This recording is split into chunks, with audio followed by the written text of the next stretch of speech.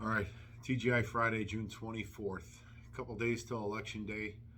Many of you, if not most of you, have seen the vile, ignorant comments of our mayor talking about our time off and our contractually guaranteed protected time off when it comes to furloughs, baby furlough days, and personal days.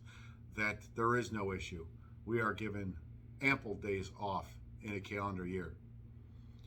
This lady is either that evil, which is my guess, or misguided, take your pick, or a combination of both.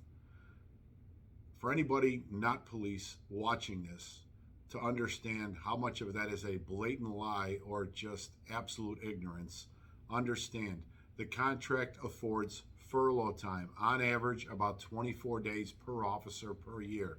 It also gives personal days, baby furlough days, comp time. Absolutely. The problem is you can't use it. It gets denied routinely because of manpower staffing issues that they have created with their policies. If the mayor thinks that 24 days off is more than ample time to spend with your family and decompress, she's short-sighted. The sad reality is the mayor created the policy. There's 50 aldermen, most of who don't really give a damn to do anything about challenging this policy and are absolutely willing to let the men and women of the police department suffer the consequences of canceled RDOs after canceled RDOs and 12-hour days. It is not a sustainable model, but you do not hear anybody hardly calling for change. We've had examples of festivals that were granted permits, 25,000 people festivals granted a permit the day before the actual festival was taking place. Now we have to account for security for that. I applaud Alderman Tabares for sending the chairman of special events, Nick Spazzato, a letter requesting that these permits be either revised or pulled altogether and that these events are not allowed to take place. We do not have the staffing. This Sunday, I should say, not next week, this Sunday, for the Pride Parade specifically, Chief McDermott testified that they have to account for 650 police officers for that event alone. When these size parades were questions or concerns in other jurisdictions, accommodations were made. In Aurora, they had to pay officers triple time to volunteer to actually work that detail. These event organizers need to have the burden shifted to them. Security plans have to be put in their proposals for a permit, and they have to allocate the manpower and resources for that security and take care of the financial responsibility themselves. This can no longer fall on the backs of the Chicago Police Department. It can't. We don't have the availability. We no longer do police, Cubs and Sox games or Bears games like we used to.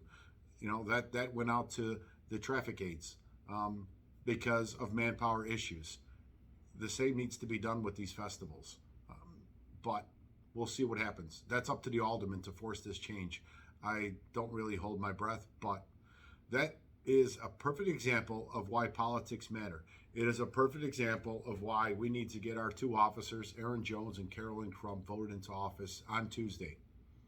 If you did not vote yet, make sure you either vote early or vote on Tuesday. You can still register to vote and cast your vote. We need to send a signal. Anybody, I get time is very scarce here, but this is a movement we are trying to create. Anybody with availability, active members, retired members, we need people outside polling places on Tuesday. Contact the lodge, ask for Mike Cosentino, or send us an email about your availability on Tuesday to be outside polling places on the northwest side in the 10th Senate District and on the south side in the House 6th District, which is Inglewood, Canaryville, Bridgeport, and a little bit kind of up the corridor into the south end of the Gold Coast. We need to be engaged. I look forward to Tuesday's celebration party. With that, I will just lastly tell you this.